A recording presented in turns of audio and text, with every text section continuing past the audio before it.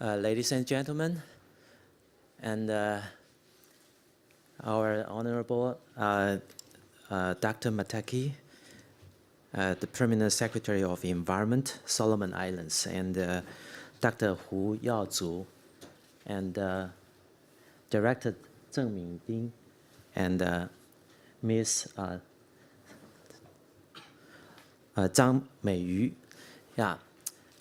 And tonight, this evening, we are going to have a very special arranged side event aiming for a very important issues. We all know that ever since the IPCC released their fifth report, and in this year, we are moving forward into some very special report. For instance, the oceanography and also the sea level raising has been one of the main focus. And just like we all care about the progress of Paris Agreement, and we also noticed that the third pillar of this agreement has somehow been missing so far. And we know that it's been on the negotiation table. That's about the loss and damage. And we all care about the loss and damage derived out of the extreme weather and also the disaster. And in terms, we pay our attention to the very serious threat that the island state or island country face. And just like Shakespeare said, please, okay, know what we are, know not we may be, know not what we may be. And we understand that it's been years that we talk about how to support the resilience of the island state, how to back them up with the technology and the finance. But years passed, and what's the situation? Now the sea level keep rising by the very fast pace. For instance, according to IPCC, it's been more than 1 centimeter than before annually. And what's gonna happen? And we know that that's the most serious situation that Solomon Island face. And indeed, not just to the small island countries, I think most of the island countries have to face the similar challenge too. Just like Taiwan, also an island place, and they face also extreme weather condition and also the erosion of the coastline. But probably fortunate enough that Taiwan has developed some technology they can take control to some extent, even though we've suffered a lot about the weather challenge too. And we understand how important the resilience might be, and we need to look for the spatial opportunities. And then certainly we would like to grant for our experiences for others. And that's why this evening we have this opportunity to bring the Solomon Island and the Taiwan together. Each of the countries are able to share with each other their experiences, and also we learn from each other about what we can do for the future. And maybe through this kind of the collaboration, we are able to assist more of our friends in the world. And again, I would like to emphasize that starting from the mitigation of carbon emission, then we turn to the adaptation issues. Those are all costly and very technology intensive. And now we bring the loss and damage into the scene and try to connect that to the sustainable development goals of the world. And all the issues become complicated, but just like, again, what Shakespeare say, we should know what we are. We should start from that point and grant our hands to each other. Not until we are able to unite together to encounter the challenge. Not until then, we can never really find our future for our next generations. Okay, and this evening, first of all, let's welcome Dr. Mitaki to start with the opening remark, please.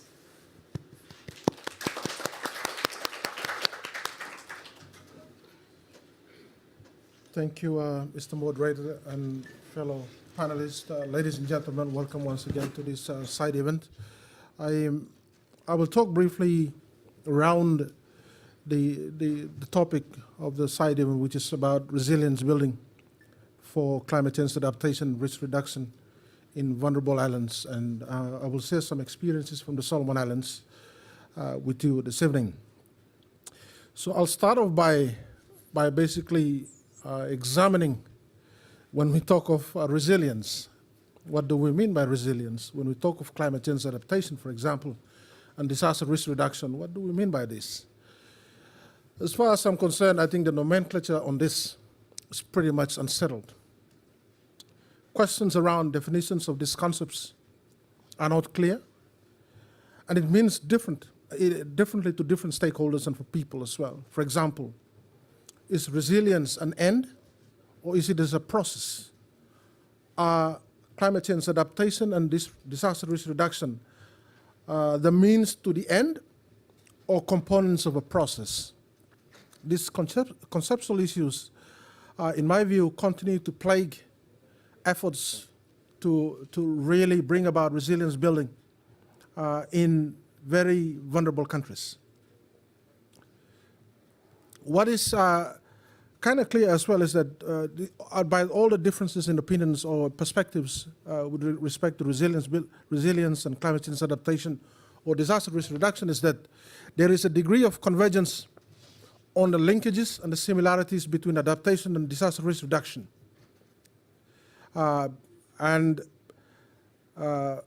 What remains a huge challenge for us in small island developing countries is really how to build or implement resilience for climate change adaptation and disaster risk reduction.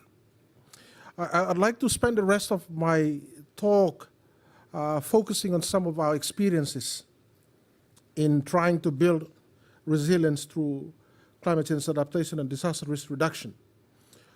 However, I would like to preface as well my discussions of these experiences with the point that these are experiences that arise from work that is in progress, and it's relating mainly to efforts of the ministry that I represent and its partners to bring about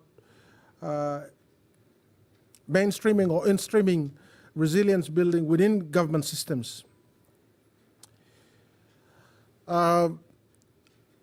This whole process has also been informed by what I call social experiments that we have conducted within projects that we have. In this, we have been partnering with UNDP and the World Bank to help us with this, on how we could go about bringing about resilience building within the government system. And several points are quite crucial. Firstly, there is a myth that development is made a separate thing from climate change adaptation or even disaster risk reduction. There is always talk about additionality. You have to prove that there is a climate change issue or there is a disaster risk issue before you can receive resources. For a developing country like the Solomon Islands, this hypothetical, artificial partitioning of development from climate change adaptation and disaster risk reduction is not real, because it is very difficult to actually separate development issues that we are facing from climate change adaptation or even disaster risk reduction. And even this term, disaster risk reduction, it also has serious problems in my view, because disasters are episodic and dramatic. When you talk of climate change adaptation and risk reduction, they are very much progressive and developmental. So you'll have to look at that from that perspective. So that's one key point which we have used as well. Secondly, we do not want to start afresh, so to speak, when we try and work with our partners within government. We try to work from within the existing systems and institutions that we have, so that you could bring about the change from within and not to bring it from outside. Because the challenge of bringing in any new idea is one of resistance. Although change is the only permanent thing that we have, but there is always resistance to any new idea that is brought into a government system, and especially for a government system. Government systems are generally very difficult to change overnight.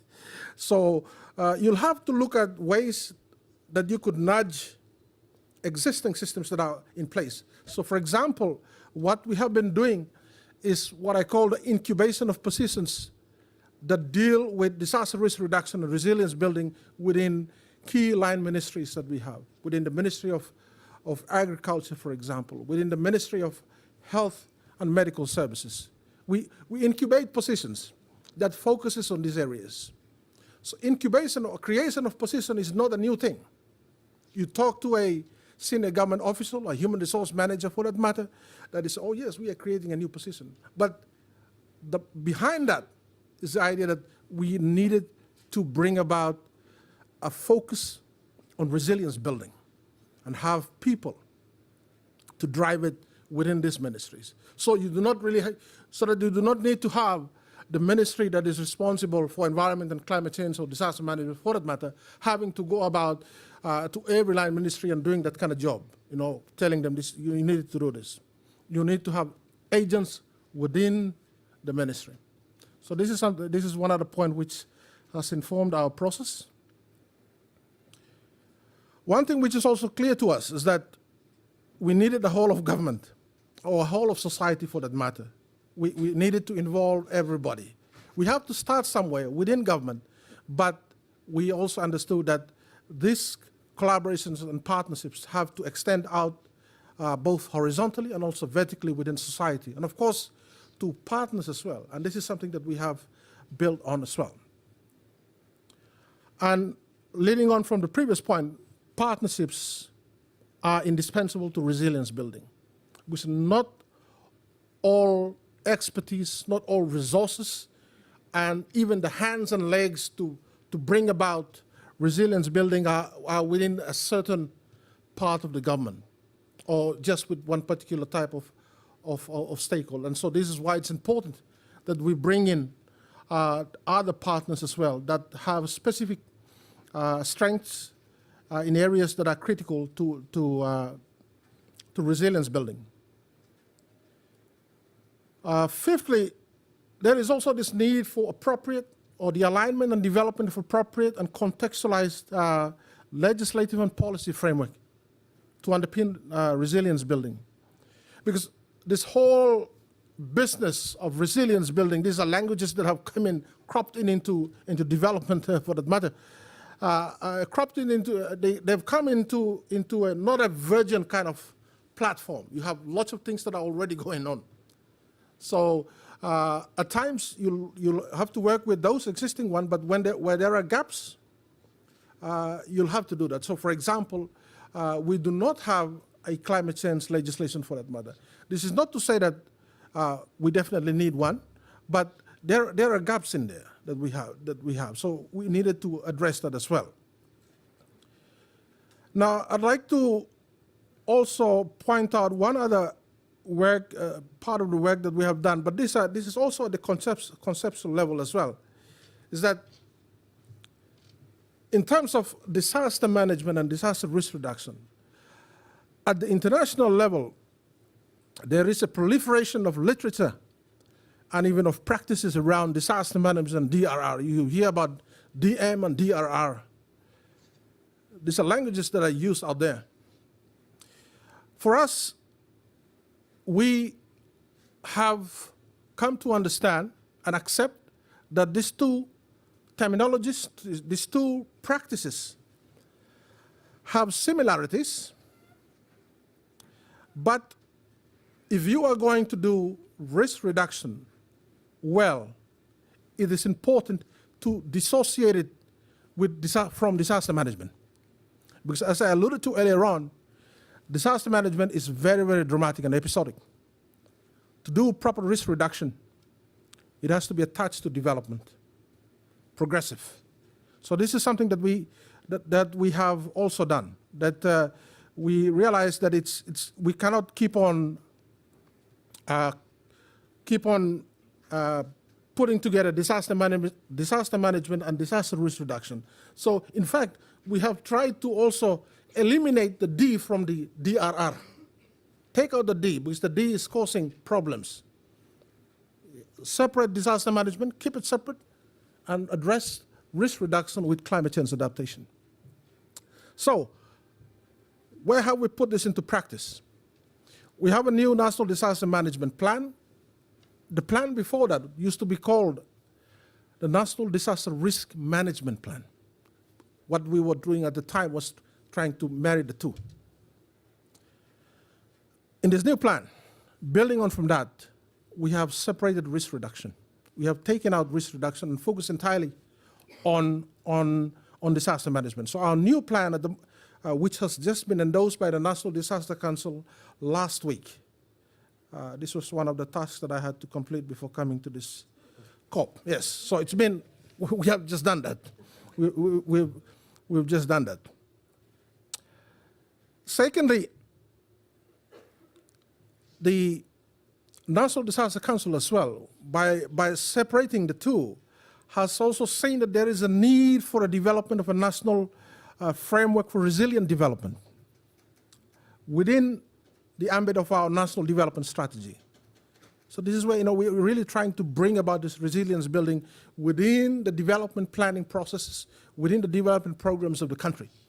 So this is something that we are also engaged with. And as I also pointed out earlier on, the government has also made a decision to develop a climate change legislation. The process is currently underway. This will draw from and subsequently underpin the proposed framework for resilient development. Another critical development which I see as being important as well to this whole business of resilience building is the fact that the Solomon Islands is also developing its national planning legislation. We do not have a national planning legislation. So at the moment we are developing that, and we are also part of that whole process whereby we will try and see that resilience building aspects are factored into the planning, in the national planning into the national planning process. Now, the key point here is that these legislative developments are indispensable to the process of resilience building for climate change adaptation and risk reduction. And all of these are all part of a broader effort to really promote and apply risk governance within the government system, and of course out into our other stakeholders as well. Now, I may have sounded very, very positive about what we have done so far, but I'd like to say here that we also face a variety of challenges, ranging from the limited and the lack thereof of technical and institutional capacities and financial resources, as well as to competing national priorities. We have to compete with everything else to make the importance of resilience building. And to address these challenges, we have looked within in terms of resources, but we have also drawn on the partnerships that we have with our partners, both within the Solomon Islands, especially with non-government organizations, as well as our development partners. And to this end, I'd like to acknowledge the support of the Republic of China, Taiwan, for the support to our national meteorological services, to strengthen our early warning system, for example. So this is where the transfer of technology, of ideas that are already being well developed elsewhere to help us, and as well as for our broader participation in bigger international gatherings as this. Nevertheless, I still see that there is a lot more that needs to be done, and therefore the importance of really putting concrete action on the means of implementation of, say, for example, the Paris Agreement, or if you are from the DRR community, you will talk about the Sendai framework, for example. Lots of global frameworks that have been established to really bring about resilience development, or climate change adaptation for that matter, or even climate change mitigation. A lot of talk about that, but the means of implementation in terms of financial resources, capacity building, and technology are so crucial, and they needed to be taken out and be made concrete, and that should be provided to very vulnerable countries such as the Solomon Islands. I think I'll stop here and hand you back to the moderator. Thank you so much. Well, thank you very much for your very, how to say that, concise and very knowledgeable opening remark, and cover widely, starting from that 5 things that you would like to emphasize on about the importance of to pay on the progress, and also you think how to bring in the internal change rather than the outside, and you also emphasize the importance of the incubation of a position, and also focus on some specific institution to deal with the resilience. And you also mentioned about the importance to include everybody in the work. And then you also emphasize the importance about the legislation work. And in turns, you also try to make the emphasis on the relationship between the risk reduction and resilience development. And you introduced to us about what the work you have done right now, trying to develop a specific or separate risk reduction plan, and through some legislation work. And certainly you try to let us know that it's important to have a national program for like a resilience development, and in terms, and you need to have some planning on the legislation on that too. And certainly you also refer to the challenges that you face, I think just like most of the island countries in the world, including the shortage of the workable technology and financial resources. And also you think it's important that to have some real actions done and to back you up. And for instance, you mentioned that Taiwan has granted some help and experience exchange, including the technology transfers, for instance, the water system or some others. And I think these are some issues that you include in your excellent presentation. So next, maybe we can invite Dr. Robert Hu Yaozu, and he's the Vice VP and the General Director from the Green Energy and the Environmental Research Laboratories of ITRI. And I think that he would like to make a presentation, I think somehow quite a good response to what's been addressed by Dr. Mitake. And it's about what kind of the technology that Taiwan has and could be made available or accessible to other or including Solomon Islands needs. So could you please, yeah, Dr. Hu. Yeah, okay. Thank you, Dr. Fan. Good evening, everybody. Thank you all for coming in the late evening here. And I think from the scene, I'm a research engineer, so I know technology and engineering system, and I would like to share some of the experience that we have in Taiwan. And my title here is Innovative Technology Toward Greener Growth in Taiwan. And I like the picture a lot. I use it for the couple of years now. The picture here is my head office, my office building. And the office building using like 104 kilowatt hour electricity per square meter per year. And that in 3 years ago is already on top of in the top range in Taiwan. And right now, you know how much we use for this building? Right now is 67 kilowatt hour per meter square per year. We cut down about 40% of that by using different technology applied in that building. And in average, in Taiwan right now, a lot of old buildings still using like office building, and typically using like 150 kilowatt hour per square meter per year. So you can see if properly use the cost-effective technology, that can help you to reduce a lot of energy consumption, which again, that help environment. So my talk today will a little bit introduce what we are and where we are, and introduce you our new national target, and then of course a lot of focus will be on technology innovative, and a very short remark. ITRI is founded in 1973. We are 44 years old now. And currently we have about over 6,000 staff. We own like 26,000 patents, and we have startup and spin-off company around 250 now.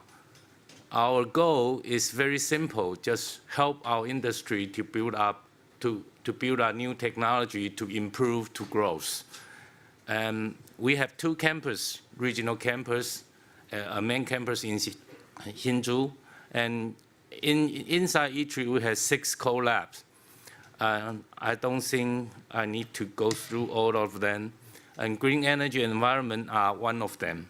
And we also have 8 different technology centers, which is focused on typical technology breakthrough, like the flat panel display, those kind of things. And GEL, Green Energy and Environment Lab, has 11 divisions. I have over 1,000 employees right now. And we are doing a lot of government research projects, that about 70%, and 30% is actually from industry, service, or research.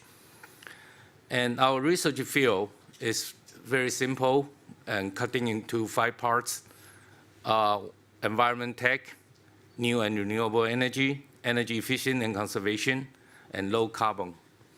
And around the area, also the policy think tank will be the government job for advise government how to do the changing.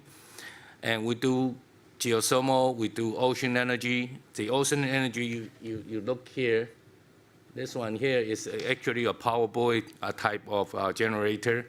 And we also do quite a lot of energy storage batteries and wind, photovoltaic. On the energy efficient part, we do quite a bit on HVAC, air conditioning is very critical in Taiwan for everybody. Lighting, research, energy management, and smart and green building.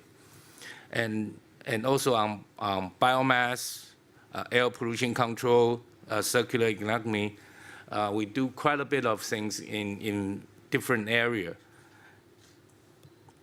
And if we're talking about to reduce the energy use or protecting the environment, you have to talk about your national trend.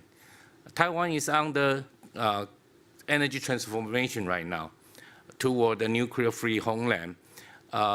Into this pie chart, you can see currently 2016 power generation, coal-fired still have like 45%, gas 32%, and nuclear still have 12%.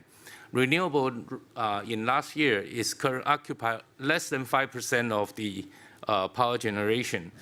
And the target for 2025, nuclear will be 0. Only 3 things will remaining is gas, natural gas will 50, half of them, renewable 20%, and coal-fired power plant will be 30%. 20, 30, 50, that's our setting goal for 2025. This is not an easy job to do. I think we're still facing quite a bit of challenge right now, but I think once the target is set, right now all the planning or the process project going on the national level is working very hard on this target. And Taiwan's renewable energy target is 20% in 2025. You can see here is we bring down all to the different sectors: solar PV, wind, onshore, offshore, geothermal, biomass, hydropower, fuel cell, those kind of things. 2025, we're going to have capacity about 27 gigawatt, and electricity generation will be 51.5 terawatt hour. This is already met. Two major things, of course, is the solar PV and with the wind energy, and I think I will introduce two of the project. We are undergoing right now the solar PV industrial promotion project right now. This 2-year project. Well, up to 2020, currently is in 1.3 gigawatt. Up to 2020, we're going to have 6.5 gigawatt, and 2025 will be 20 gigawatt in the solar PV. And PV is actually more maturable and cheaper to get right now. A lot of things making right now is for the silicon-based photovoltaic is actually very cost-effective right now. And the cost will primarily come from the structure, system combination. And if you combine with the battery, that will be more expensive. So everybody should very carefully handle this kind of things, how to get it and how to use it. And some of the system experience we have maybe can help quite a bit of people to understand more. And wind energy, we have a 4-year wind energy project right now. Currently, we are under like 682 megawatt capacity, which most of them are onshore. We only have 2 offshore wind turbines already set up right now in Taiwan. But the target is very clear. Up to 2020, we are going to have 1.3 gigawatt around to have the total maximum. 2025 will be 4.2. 4.2 gigawatt is combining like 1.2 gigawatt onshore and 3 gigawatt offshore. And this currently we are setting. And for ZEL, we setting our focus based on the government policy trend. Then we have our R&D strategy setting. You know, we usually in Taiwan, typically in ITRI, we are doing research by the so-called technology readiness level from 1 to 9. You have 9 scale. The scale 1 to 3 probably done in university or academy, but 5, so from 4 to 8, we are doing in ITRI, primarily is using to help industry to accept our technology development. And we have also a lot of international cooperation and promotion program doing with like US, Japan, Korea, even a lot of European country. And for my lab, this page is a little bit commercial. I have 6 R&D 100 award in 5 years. And I think I don't have to go through often. Some of them I will show you. From this page go on, I will introduce a couple of examples. This is a new invention for the energy storage battery. And we use aluminum as the battery material and zinc air battery for a long-term scalable stack. 2 types of things you have to know about energy storage. One is that what kind of usage you want to use. You want to use to shift the peak loading, or you want to have a long-term storage for next couple of days to use, or you want to do it use for a very short time. And type 1 is for the intermediate electricity output by the short term and the high power storage system. Type 2 is to solve the problem of the peak electricity demand by the long-term and the low-cost storage system.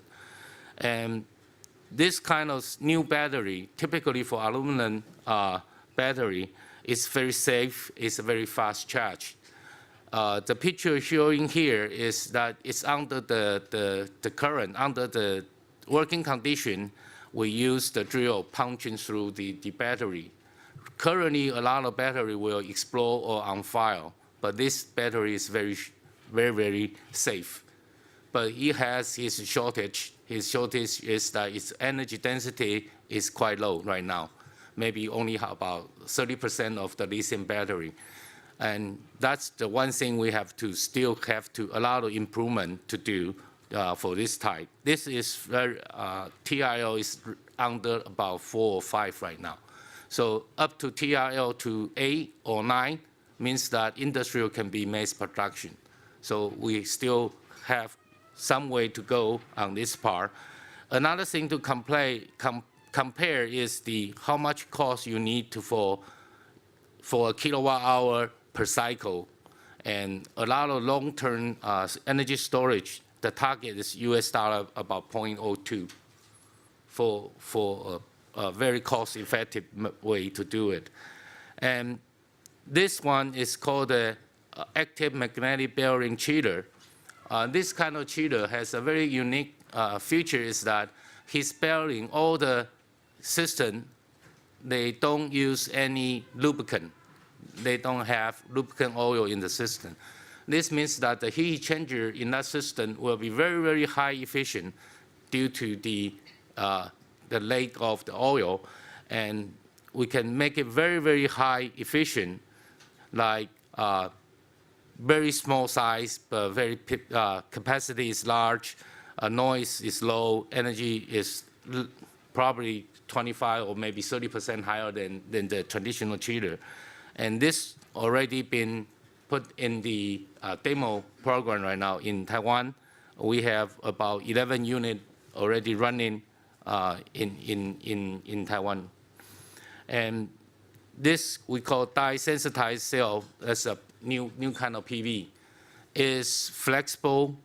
They can generate electricity under the low lighting, low illuminance. And you can see that the picture show you the efficiency can be larger than 14% at in 1,000 lux with white light. The lifetime is 7 years. And remember, the silicon-based the PV module the lifetime is 20 years.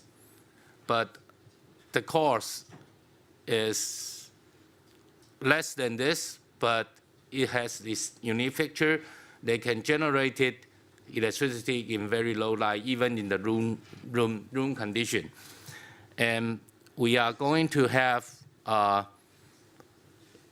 pilot project with the Formosa Plastic in Taiwan. A pilot line will be built in southern Taiwan to show the possibility of using in like sensor, in quite a bit of other things to do. And this is a new system we built up in our southern campus. We call it a microgrid system. We have like 430 kilowatt PV with 1,000 kilowatt hour battery storage and 5 kilowatt fuel cell biomass system.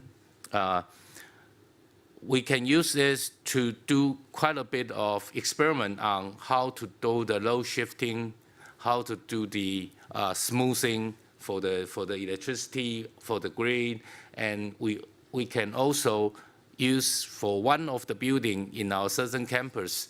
We usually can have that for 2 or 3 hours during the daytime. They can cut off from the main grid without the electricity from outside. They can sustain by themselves. And this been built over a year, and we just start quite a bit of experiment right now.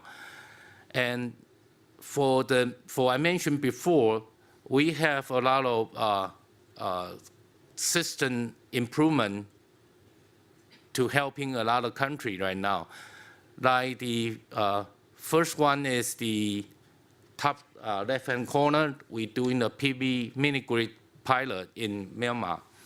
And we're using PV combined with battery, and we can supply like 556 households to have lighting in the evening, during the night.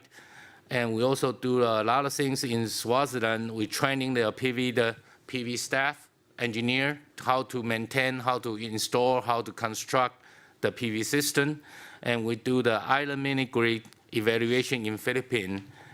Some of the island, they don't even have electricity. We're using hybrid system like photovoltaic with battery, with fuel cell, or with even diesel engine together to provide the electricity to the off-grid island. And we also do quite a bit of PV project in Laos. All the things together is that we can demo some of the remote area, typically maybe small island, maybe other way, we can help them with our technology. And we have all the things together. You have quite a bit of international partner here. I have partnered with Stanford University, LBNL in US, and also with Virginia Tech. And some of the energy efficient program, we working with Japan, like Asahi, Kansai, and Daikin, and a couple other company. We do quite a bit of LED lighting with the Republic of Georgia. Assess them as with the LED street lighting made planning and construction, consulting, those kind of job. Okay, I think the key point message here I want to give is that we hope we can help to using the energy technology to help people to get more accessible and reasonable price at a reasonable price. Everybody should have energy to use, but how to use it more cost effectively and more efficiently is actually a key. Of course, from this, our industry also can explore their opportunity to help others and opening business chance in around the world. That will be my talk. Thank you. Thank you, Dr. Hu. I think that the energy dependence has been the common threat to island countries, and here I think Dr. Hu, he referred to some of their technology that might be helpful to assist the island states in maintaining their energy dependence. Especially, I think it's crucial when the country faces serious threat or risk that might jeopardize people's life, and the living support system should count on a very reliable and independent energy system. Among all this, I think the storage technology has been the main focus in the world right now, and I think that's what Dr. Hu mentioned in his presentation. That should be very helpful. And next, I would like to invite Director Zheng, and I think he's from Central Weather Bureau, and he's going to present to us the recent collaboration with Solomon Islands about their weather, and also I think also the earthquake monitoring system. I think, please, you can have the floor. Good evening. I'm going to talk about the TEC program in Solomon Islands. And my name is Min-Ting Zheng. I'm from Central Weather Bureau. According to UNISDR 2016 report, Solomon Islands face at least threat from 6 natural hazards. And this program is dealing with tsunami, earthquake, and cyclone. So that's TEC stands for. And some islands has experienced a serious flash flood in 2014, April. It's caused by heavy rain from a tropical depression. And that tropical depression later became tropical cyclone Eta. And at that time, around 10,000 people displaced, and around 12,000 people affected, and more than 900 houses damaged, and the total damage and the loss estimate more than $100 million. And this is the picture taken from that event. And also, there are earthquakes in Solomon Islands too. In average, this statistics said from 2005 to 2015, there are 140 earthquake measured magnitude greater than 6. And among them, 16, the magnitude is between 7 to 8. And there are 2 magnitude 8 earthquake, and that earthquake killed 57 people. And that's the picture from the earthquake. So we think we need, I think there needs something needs to be done to ease this threat. And so we initiate Solomon Islands synergistic analysis for the environmental system. We call SOSEF. That's a kind of early warning system. And to build out this system, we first survey through all the available data in the Solomon Islands. And that include similar climate sites supported by UNDP project, and also have sites of Solomon Island government. In here, we take a brief look at this existing data, and we found that the quality of data is reasonably good. But consider there are 992 islands in Solomon Islands. This number of observation sites are certainly not sufficient. So we try to build more observation stations. Currently, we add 3 more. And here we have this station number 91, 504, 505, 506, these 3. And the other unnumbered station is for seismology measurement. And we first have to install automatic weather stations and also seismic stations in this main island. And that's this picture taken during this installation process. This is the automatic weather stations. And then this is for seismic stations. With all these stations set up, and we also get all the previously existing data together, and we built this dual system. Dual system is because we need reliabilities, and also we want to have one system at the Central Weather Bureau and the other at Solomon Islands. So if there is any question about this system or about the system monitored phenomena, we can use the same database to look at the same questions. So this is the dual system design. And also, in this system, we integrate all these available data, and it's listed here. And these are all the essential ingredients we need to do weather forecast and also current weather monitorings. Even we have a link of external sources like numerical weather products from SIMS, from other places like ECM, WF, NCEP, and Central Weather Bureau's own NRP systems. All these data are now available to Solomon Islands. And this is a display, example of the display of these systems. We have all various products readily available for use and can be used to deal with the weather system and also the earthquake problem. We integrate everything together. And with this system at hand, we can also have some further practice. So we also initiate a project called weather data analysis and for this, we call the Solomon Island dengue early warning system. That's an application of the data available to us now.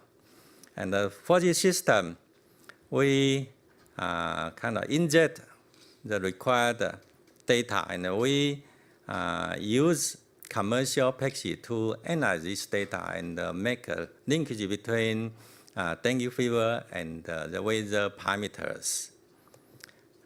For example, this is a correlation map between all the variables related to this dengue fever forecasters.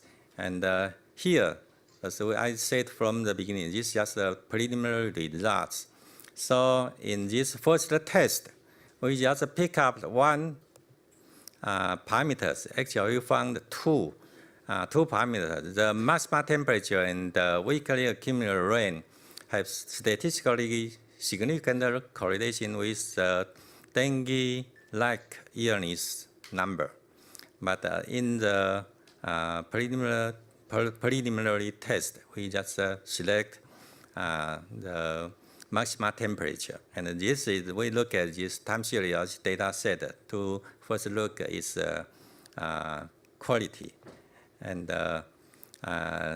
in the dengue-like illness prediction, the model was done with, as I said, a commercial package called SPSS Model 18.1.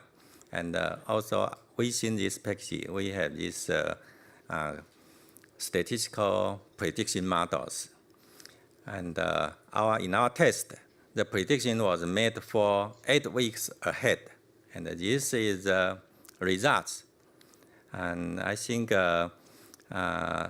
blue line is the observed dengue-like illness number. And the red line is the number predicted by this simple system, just one variable prediction equation. And the results is remarkably well. That means this practice can be further refined and really can be used for dengue fever practice. And I think this is an example of how integration of this data can be done to benefit people at the Somalian islands. And currently, we are refining all these systems, and hopefully we can have an even better system in later days. And that's my presentation tonight. Thanks. Thank you, Director Chen. I think you just gave a very good example about the cross-cutting application about the resilience development and the risk reduction. And it's a very good response to what Dr. Mataki just mentioned, how to deal with the relationship between the risk reduction and the resilience development.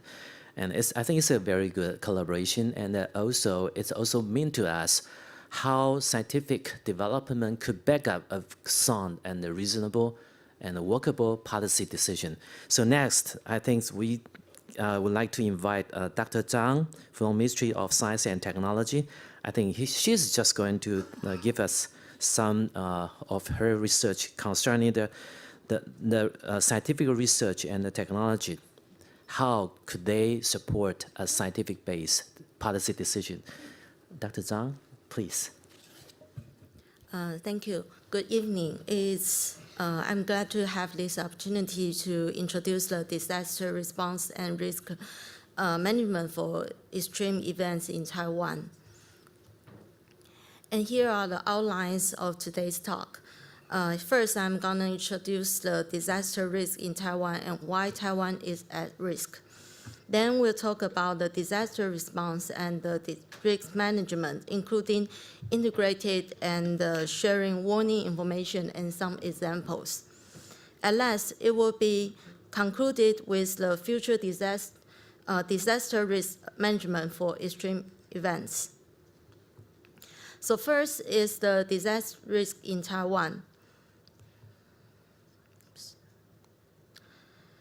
Okay, Taiwan is an island with complex terrain, and there is about 17% of mountain area.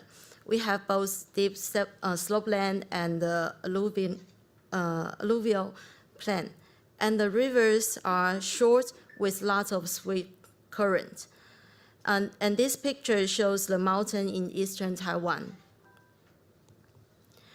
We are also surrounded by long coastline of over 1,500 kilometers.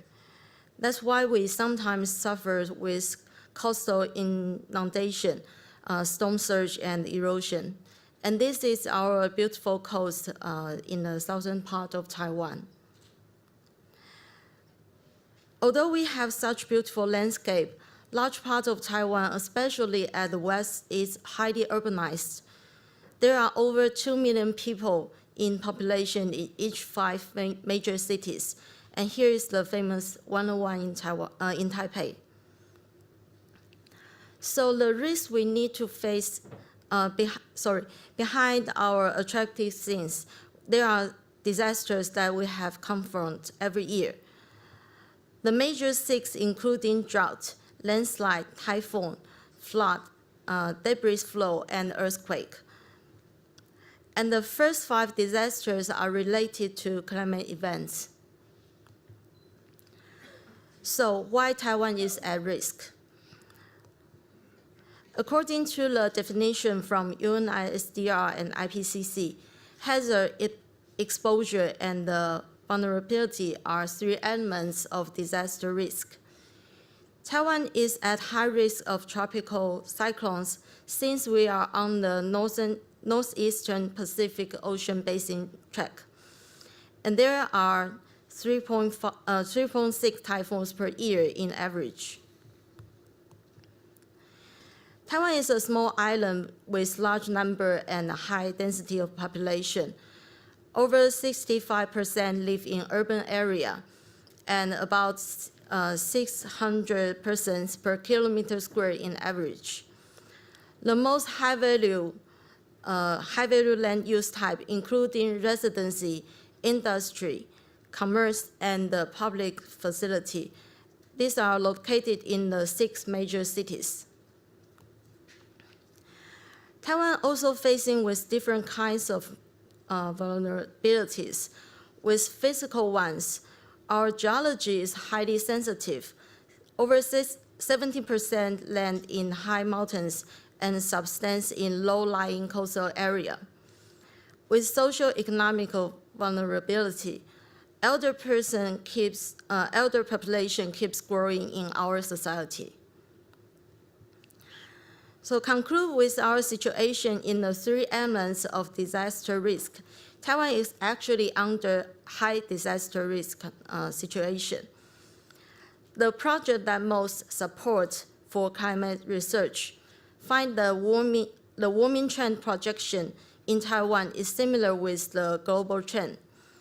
That we have our own ability to model the downscaling to suit local situation.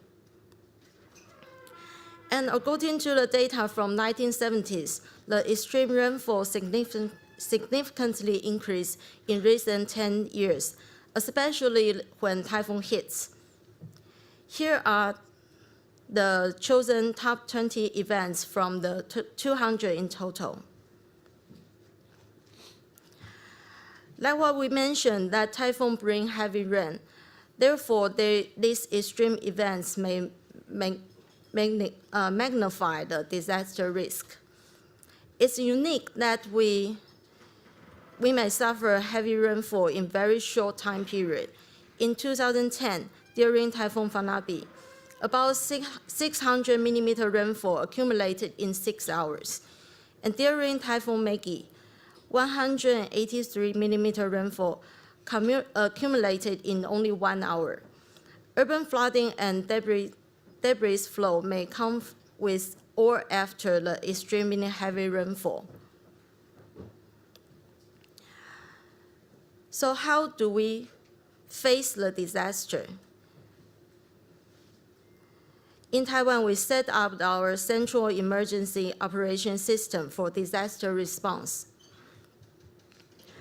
So different agencies in Taiwan will collect and provide different data. The weather observation data from CWB, the Central Weather Bureau, and from satellites and radar data. And the warning of hydro and geohazard announced by competent authority. And the Science and the Technology Center of Disaster Reduction, which is supported by most, would integrate the early warning info, analyze disaster risk, and share the integrated disaster information. As we mentioned above, our center could provide value-added information when extreme events hit. What they have done is integrate live, monitor history data to databases with GIS built in. Put the database as value-added information to tell 5W, who, what, when, where, and how. And last, to service for action by building situation assessment system. Take the Typhoon Suli as example. Combine the effort for different agencies from weather forecasting the potential path. We can have flood simulation and pose out a lot of flood, debris flow, slope land, or road closure. This is what our center has built up for disaster warning, a GIS-based platform. And here I'd like to share some examples of application. The first is about flooding warning. Based on the forecast issued by CWB, we can estimate flood in 24 hours. Second, to produce and announce a hazard map for flood and slopeland disasters. Over 1,000 hazard maps in different scales, including the whole island-wide, countrywide, and the township, have been produced since 2010. The third application to provide information of general public. Here is the case of collaboration with Google. Our center provides standardized data to government, academia, and the commercial developer for applying interfacing alert data. The collaboration with Google produced Google Crisis Map and Google Alerts. In 2014, 15 million users have visited during the 2 typhoons. This work makes big data open and actionable. Furthermore, make different deep data understandable to the general public. The fourth application is a successful case of early evacuation. 50 houses was buried during the Typhoon Fanabi 2010. However, no casualty in that debris flow. This is not just lucky, it's because of the evacuation operation 30 hours ahead of the debris flow. If we look at the trend, at 5:30 in the morning, September 18th, the land warning was issued, and the early warning was sent at 2 p.m. Then the evacuation was operated at 3 p.m. And the landslide, it happens at 11. So in conclude, what do we need to do in disaster management cycle for extreme events? First, can we identify and assess risk, including major and consequent impacts prior to the event? Can we integrate information and resources to respond to such events? Can we build up a system that can deal with such great risk? And then can we make policy and planning to reduce risk? And at last, there are some lessons that we have learned. First is to emphasize instantly and integration of information and simplify big data for decision makers. The scientific research should improve the accuracy of model simulation for identifying and assess risk and providing early warning information at the earliest possible time.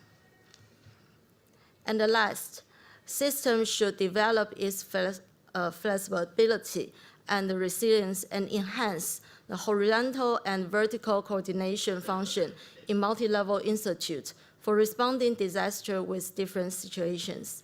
So that's my talk today. Thank you. Thank you, Dr. Zhang. I think Dr. Zhang brought another common trait of island countries to our attention. That's the vulnerability. And I think that probably after Solomon has such a kind of collaboration with the Central Bureau of the Weather, Central Weather Bureau, probably the next one should bring in this one for the precautionary device or precautionary warming system, so that we are able to save more people's life and their property too. Yeah. Okay. I think now we have about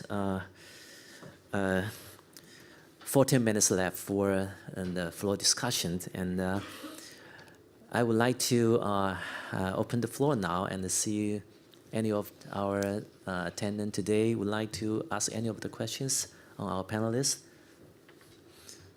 Yes, please, and maybe you can introduce yourself a little bit.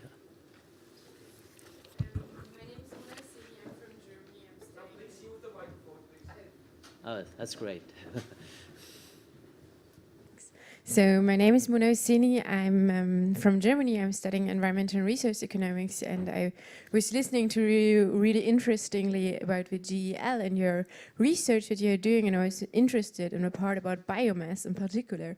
And I wanted to ask what kind of biomass you're using and in which generation. So are you using, for example, also waste or things that are considered as waste, or is it first generation only? Yes, please. Yes, we use quite a bit of that. We use the kitchen waste, and we use the industrial waste for different use. We use kitchen waste to generate biomass gas and purify it in the reformer. Then we generation of the hydrogen. Then we go through to the very small unit of fuel cell. And large size, large scale industrial waste already been used in Taiwan for a long time. We use as to build it in to change it into a pellet, then burn it with some of the boiler, those kind of combustor, those kind of things. But before you can do that, you should do the recycling first. A lot of industrial waste, they have very useful material you can reuse again. So we do quite a bit of recycling, reuse it in Taiwan. So we do, current research will be focused on to using the algae as the biofuel, or using algae to produce different kind of cosmetic material. Those kind of things we also have in our research lab. Well, thank you. Is that okay? One more questions? Okay, no problem. So you'll be the next. Okay, this is really particular. But are you also working with used cooking oil, and is it more from industrial waste or also households? Is there any research doing that? The cooking oil is primarily from the restaurant, like McDonald's, those kind of chain store. And we change the cooking oil waste into the biodiesel. Yeah, please, yes. Thank you. My name is Carola Klöck. I work here at the University of Göttingen in Germany, and I was particularly interested in the first intervention, and you said that development and adaptation is hard or impossible to distinguish, and I was wondering what your thoughts were about financing then, because from a donor perspective, there clearly is a difference between climate finance and adaptation finance and development aid. Thank you. Yes, I think the point which I was driving at is that for a country like the Solomon Islands, it's difficult to really separate. This is a development activity, and this is climate change adaptation. It's kind of meaningless practically. The issue around finance, even climate finance, there is no definition for it that I'm aware of, that there isn't any definition of what climate finance is. And I think this is something which we are struggling with as well within the context of COPs, for example, on what do we mean by climate finance. I think one of the issues that we have is really at this level is around differentiation of finances. That we say, okay, this is development finance, this is climate change finance. I think that this is something that we are struggling with. But when it comes to the people on the ground, it makes no difference to them whether it's this is development finance and this is climate change finance. It doesn't really make a lot of difference. But I think the point there is that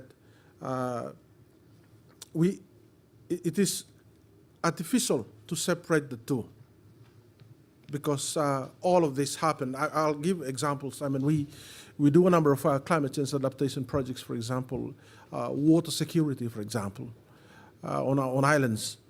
And whilst we are doing that, even before the issue of climate change come in, people already are in need of better water sources. It's been there.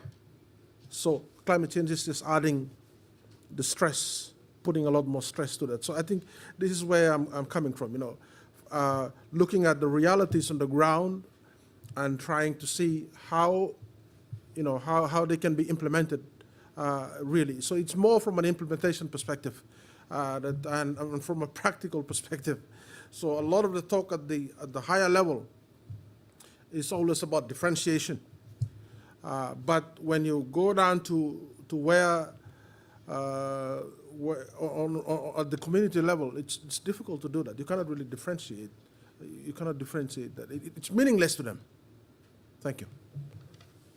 Could I abuse a little bit my position for just next to these questions?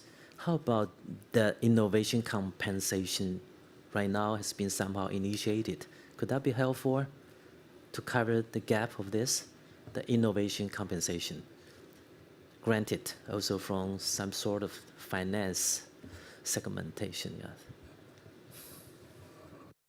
I'm not fully aware of this innovation compensation. Is it something that is related to loss? Yeah, that's what I heard that might be somehow put into the proposal. For instance, you talk about the water security.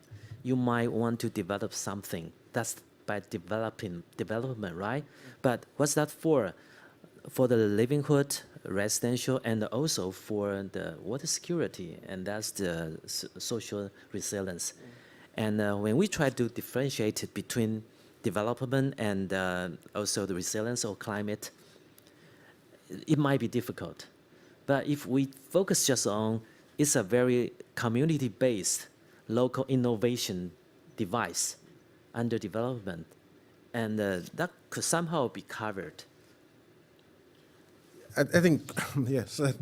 The issue out here is really about what happens out at the local level to a typical community in the rural areas of the Solomon Islands, or from any other developing country for that matter. What matters to them, on how their needs are met, on how the impacts of climate change are met, is what's important to them. Yeah. I think this is a struggle which we are facing. So a lot of high-level, fluffy kind of talk at this broad international gatherings. Translation of this to action at the local level is something which, for a developing country, we are very keen on that. That's what we wanted to see, how we could translate all this big talk at the international level to local action at the local level. Thank you. Any other questions?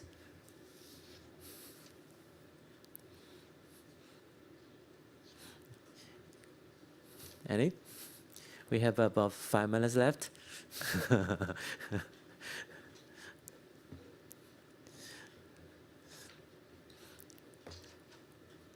Yes, talk about local actions. And when you start your presentation, you also mentioned about when you try to get access to any kind of the like the adaptation fund or maybe the CCF in the future, it takes a while and also some cost to build up some scientific-based evidence so that you can complete your proposal for the application.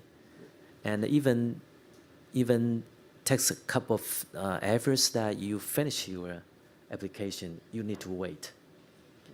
And it might take a long time. And the condition is still getting worse. So that's why you think that it's important to think about the quick actions. And have you any idea about that?